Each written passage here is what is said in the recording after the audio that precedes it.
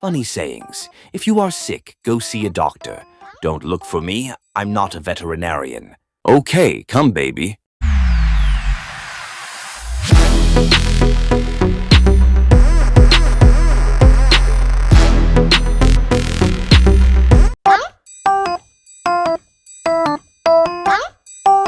Plastic doctor, fixing the whole world, except your ex-lover P. Welcome to the program, Sangma Kang Profession, where we discover the professions that are flexible in their work, but have a rough life. Today, our guest is someone who can turn heartbreak into waist tightening, breakup into V-line chin. Hello, plastic surgeon, Dr. Plastic Fantastic. Dr. Plastic, in a confident voice.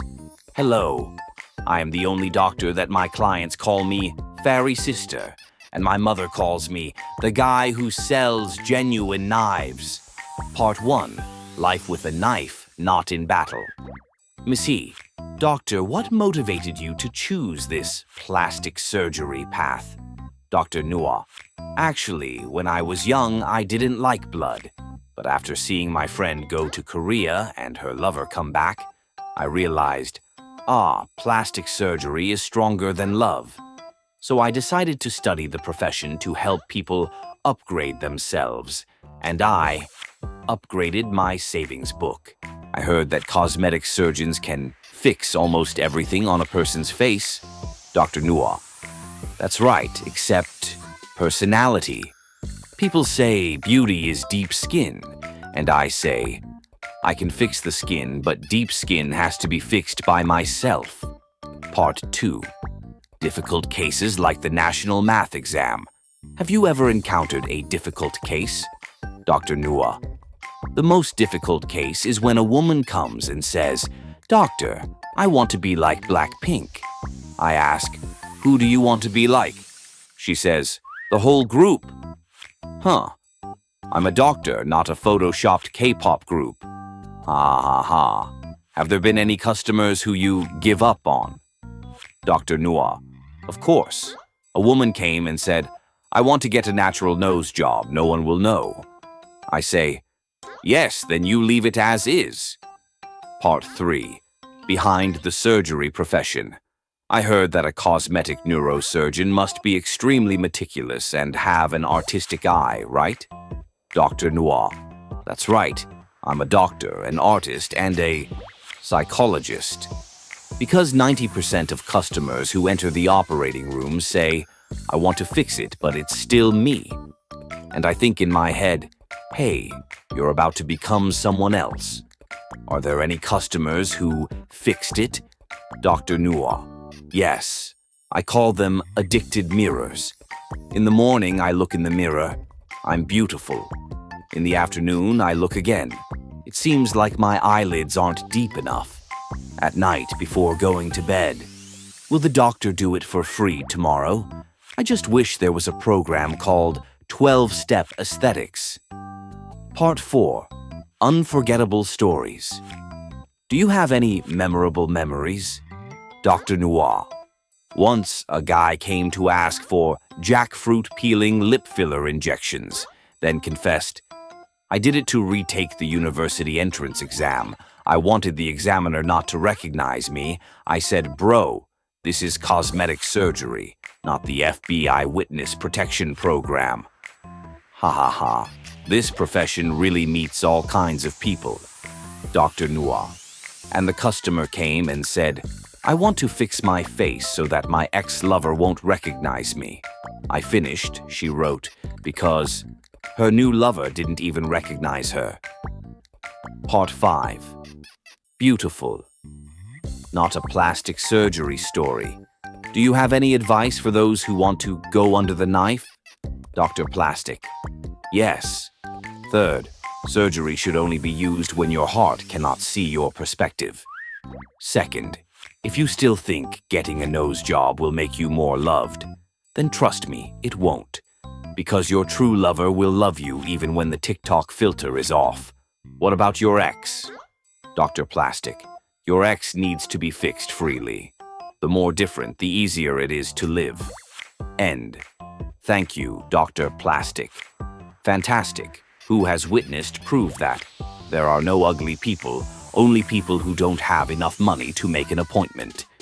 And if you're listening to this podcast, remember, beauty is not about having sharp angles on your face, but knowing how to smile at the right angle.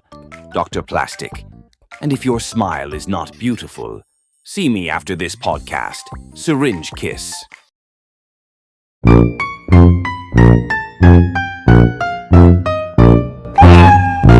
Thanks for watching. Don't forget to hit that subscribe button so you can follow along with us. Together, we'll keep finding the best stories to help you drift off nice and early. Take care, and see you next time.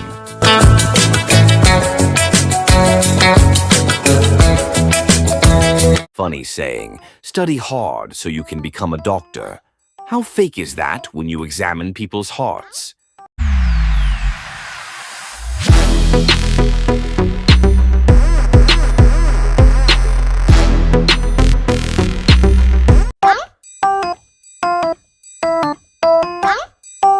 Aliens, measles, or just a really bad LSD potluck. Host: good evening, Earthlings, night owls, and anyone currently Googling, can measles make you see aliens? Tonight's bedtime story is out of this world, literally. We're diving into the 1977 Fort Benning incident, a mystery that's part close encounters, part hangover hallucination, and part your buddy swears he saw Bigfoot after 3 Red Bulls. Scene 1. Setting the stage. Fort Benning, Georgia. Home to the U.S. Army Infantry School, 120,000 soldiers, and, if you believe the rumors, an alien rave with a strict no-pants-required policy. For decades, UFOs have loved military bases like your grandma loves coupons. Radar operators, fighter pilots, people trained to know a flock of geese from a flying saucer keep spotting objects that move like they skipped physics class. Scene 2. Enter John Vasquez, sleepy soldier, accidental X-file. Flashback to September 2nd, 1977. John Vasquez, a fresh recruit, is standing in formation, probably wondering if the mess hall serves anything besides mystery meat. Suddenly, bam! Bright light. Weird noise. Soldiers freeze like mannequins at a department store closing sale. John blacks out. When he wakes up, half the company is running. The other half is sleep standing like they just discovered yoga, and his own pants are mysteriously unbuttoned. John, we're not judging, but aliens or no aliens, that's awkward. He later remembers, thanks to hypnosis, visions of glowing orbs, telepathic voices, and a cosmic spa treatment he definitely didn't sign a waiver for. Scene 3. Double feature. James Norton's alien action flick. Years later, Command Sergeant Major James Norton pops up with a matching story, only his version includes a firefight. Beams of light zapping soldiers like overcooked popcorn. A helicopter explosion that sounds like Michael Bay directed the encounter. If true, this is the only alien shootout where nobody bothered to bring popcorn. Scene 4. Possible explanations, aka the Buzzkill segment. Theory 1. Fever Dream Deluxe. Turns out, measles can cause fevers so high you might hallucinate Marvin the Martian doing the Macarena. Conveniently, a measles outbreak was reported around that time. Coincidence? Or just a really bad sick day? Theory 2.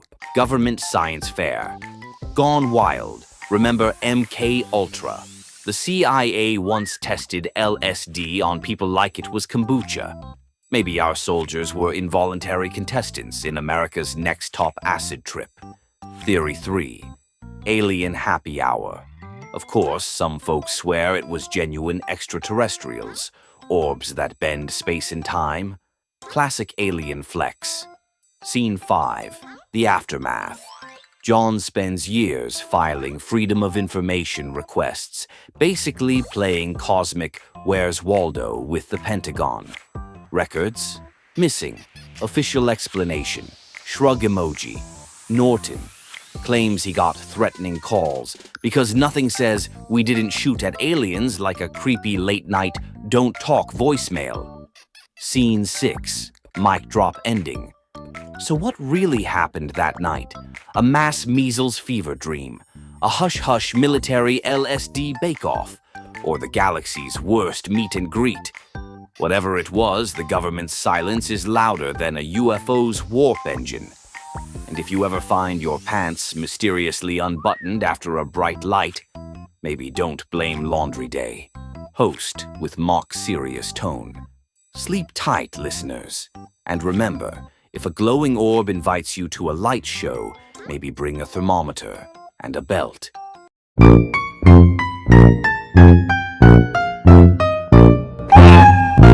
Thanks for watching. Don't forget to hit that subscribe button so you can follow along with us. Together, we'll keep finding the best stories to help you drift off nice and early. Take care, and see you next time.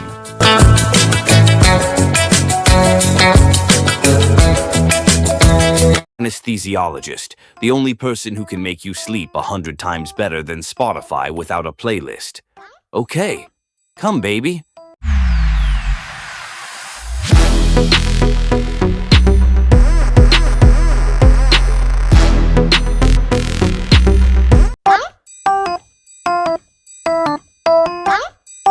Anesthesiologist, the one who puts you into million-dollar sleep. Hello, everyone. Welcome to A Classy Profession, a life of many stories. Today, we will explore a profession with a special ability.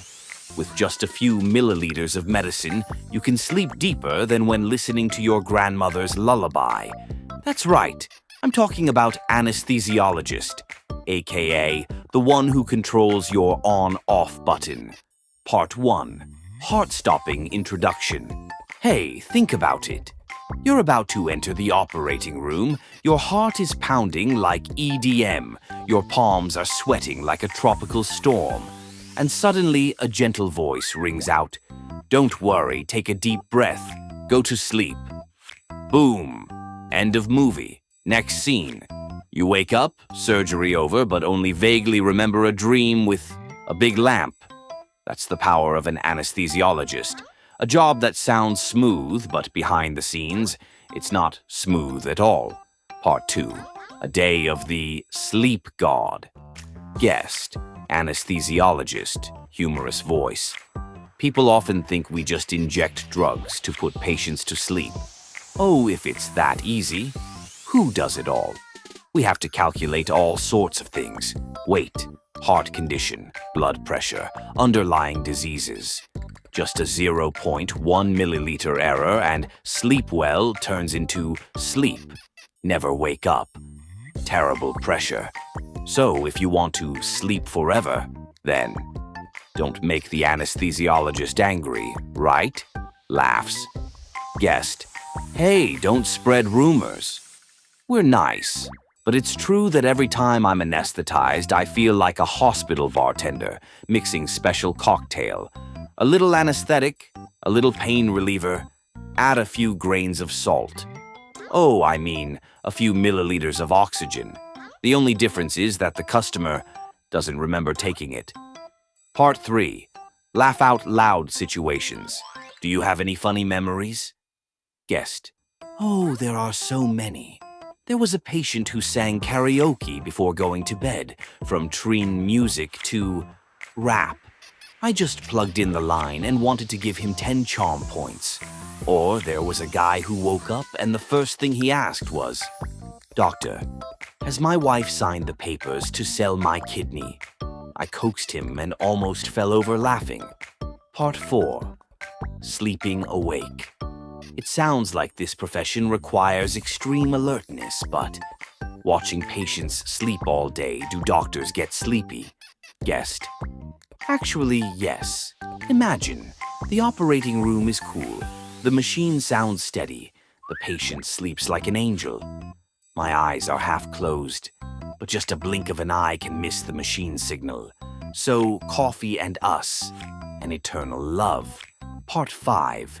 The dark side that few people know.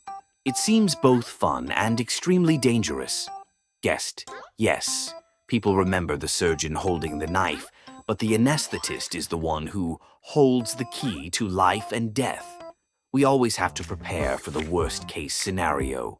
The psychological pressure is huge because even a small mistake can have dire consequences. Part 6. Advice for sleeping candidates.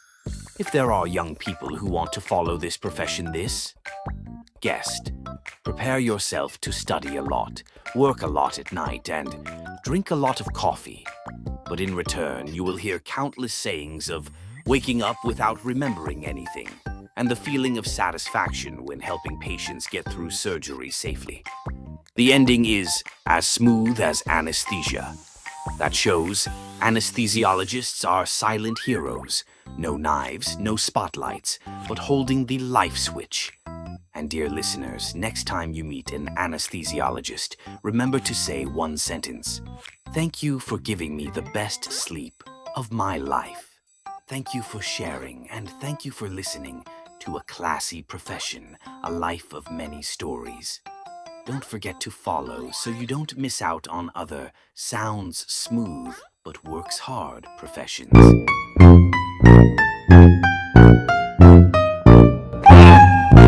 Thanks for watching. Don't forget to hit that subscribe button so you can follow along with us. Together, we'll keep finding the best stories to help you drift off nice and early.